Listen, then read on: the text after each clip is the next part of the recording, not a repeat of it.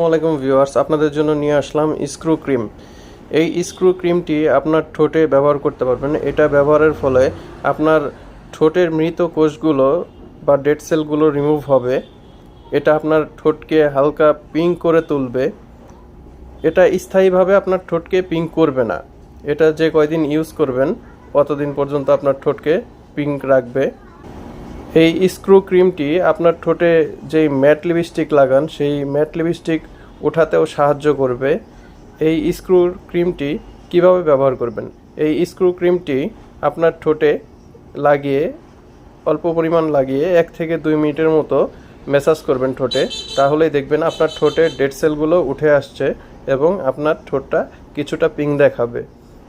এই স্ক্রু ক্রিমটি আপনি দিনে একবার ব্যবহার করতে পারেন।